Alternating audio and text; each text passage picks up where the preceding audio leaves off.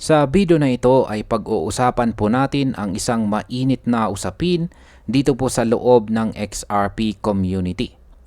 Meron pong isang simpleng larawan na ibinahagi ang Ripple Chief Technology Officer na si Ginoong David Schwartz. At yan po ang naging dahilan ng isang malawak na usapan tungkol sa posibilidad na umabot po sa XRP sa presyong $55. Marami po ang natuwa, marami rin ang nagduda. Pero ang tanong, may basihan ba talaga ang ganitong pahayag o isa lamang itong interpretasyon ng community? Kaya ayan po ang siyang ating pag-uusapan sa video na ito. Pero bago po tayo magpatuloy ay pakibasa na lamang po muna ang disclaimer dito po sa ibaba ng ating screen. At ayan, simulan po natin sa kung ano po ba ang ipinakita ni Ginoong David Schwartz. Yan po, meron po siyang tweet dito at meron po siyang pinakitang isang larawan dito. Ayan, palakihin po natin yan. Ano nga ba ang mga yan? Yan, si Ginoong David Schwartz, ayan, ay pinost po niya ang litrato na ito at mula po ito sa opisina ng Ripple sa San Francisco. Sa larawan na ito ay makikita po natin ang ilang canvases na may kanya-kanyang disenyo ng Ripple Triskelion logo. Ang caption na kanyang inilagay ay simple lamang, "The Triskelion Gallery at Ripple's SF Office." Wala po siyang binanggit tungkol sa presyo ni XRP o anumang market forecast. Kaya sa market impact, ang ganito pong post mula sa isang mataas na opisyal ng Ripple ay madalas na nagbibigay po ng excitement sa community. Kahit wala pong direktang pahiwatig, may mga traders at holders na kumakapit sa ideya na baka mayroong hidden meaning dito. Kapag nagkaroon po ng hype, kahit wala pang solid na basihan, ay posible pong magkakaroon ng short-term pump sa presyo. Ngayon ay bakit nga ba naging usap-usapan ang $55 na presyo para kay XRP? Kaya yan po yung dahilan. Ayan. Matapos po kasi ang post ni Ginoong Schwartz, agad po na nag-react itong si XRP Crypto Wolf, isang kilalang commentator sa XRP community. Ang kanyang sagot ay diretso, $55 XRP confirmed. Base po sa kanyang pahayag, iniugnay po niya ang bilang ng mga canvases na nasa larawan bilang simbolo na si XRP ay maaari pong umabot sa presyong $55. Kaya pagdating po sa market impact, kapag may kilalang influencer na nagsabi ng ganito, kahit hindi po ito official statement mula sa Ripple, maaari pong magdulot ng FOMO or fear of missing out. Ang ilang investors ay pwede pong bumili agad sa pag-asang tataas ang presyo. Ngunit delikado ito dahil wala po itong konkretong ebidensya. Ngayon ay paano po nag-react ang community tungkol dito? Ayan, reaction from the community members. Hindi po nagtagal ay maraming users sa X ang nagbigay ng kani-kanilang opinyon.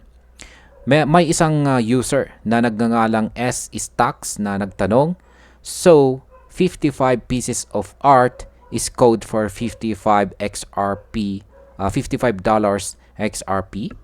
Ayan, dito mas naging malinaw ng ideya ng $55 ay nakabatay po lamang sa bilang ng mga canvases. Samantala, may isa pang user na si Unico na hindi po naniwala. Ayon sa kanya, confirmed is XRP can stay much above 3, stop lying for a like. Para sa kanya, sobrang layo pa ni XRP sa $55 na presyo at ang ganitong pahayag ay misleading. Kaya sa market impact, ang ganito pong mixed reactions ay madalas na nagiging dahilan ng volatility. Kapag marami po ang naniwala, pwede itong magdulot ng biglang pag-akyat ng presyo. Pero kapag marami rin ang nagduda at nagsabing clickbait lamang ito, pwede ring bumagsak agad ang hype. Ngayon ay may ebidensya ba ang $55 na presyo para kay XRP? Kung susuriin natin ay wala talagang direktang koneksyon ang larawan na ibinahagi ni Ginong Swartz sa presyo ni XRP. Ang kanyang post ay simpleng pagpapakita lamang ng artwork sa kanilang opisina.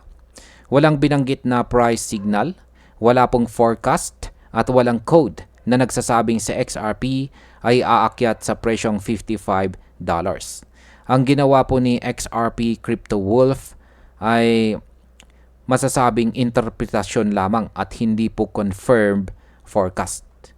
Kaya sa market impact, kung walang opisyal na basihan, ang ganitong hype ay kadalasang short-lived lamang. Pwede itong magdulot ng pansamantalang excitement pero kapag nawala po ang usapan, babalik din ang presyo sa natural na galaw nito na nakabase po sa demand, supply at saka market conditions. Ngayon ay ano po ang mas malalim na ibig sabihin nito? Makikita po natin dito ang isang mahalagang punto. Ang community po ni XRP ay sobrang aktibo at laging naghahanap ng mga clue. Minsan kahit maliit na bagay ay nagiging malaking usapan. Ito po ay nagpapakita ng laki ng anticipation ng market kay XRP. Ngunit ang sobrang pagdikit sa mga ganitong interpretasyon ay maaari pong magdulot ng disinformation. Dahil walang opisyal na kumpirmasyon, delikado para sa mga bagong investors na maniwala po agad at maglagay ng malaking pera. Bilang panghuli, para po sa akin ang usaping ito ay malinaw na patunay kung gaano po kalakas ang epekto ng community sa galaw ng market. Ang simpleng litrato ay pwede pong magbigay ng hype at makabuo ng speculation na pwede pong umabot kay XRP. Yan hanggang 50 na pwedeng umabot sa XRP hanggang sa presyong $55. Pero ang totoo, wala pang konkretong ebidensya para masabi natin na confirmed ito. Sa XRP po ay patuloy na lumalaban sa market at may malaking potensyal sa hinaharap dahil sa kanyang gamit sa cross-border payments. Pero ang mga ganitong uri po ng interpretasyon ay dapat po nating tingnan bilang opinyon lamang at hindi po official signal. Kung sakaling umabot po sa XRP sa presyong $55, hindi ito dahil sa canvases sa isang opisina, kundi dahil po sa adoption, regulation clarity, partnership, at pagpasok ng mga malalaking institutions sa paggamit kay XRP. At ayan, hanggang dito na lamang po tayo sa video na ito mga ka-crypto. Marami pong salamat sa panonood. Ingat po tayo lagi at God bless po sa ating lahat.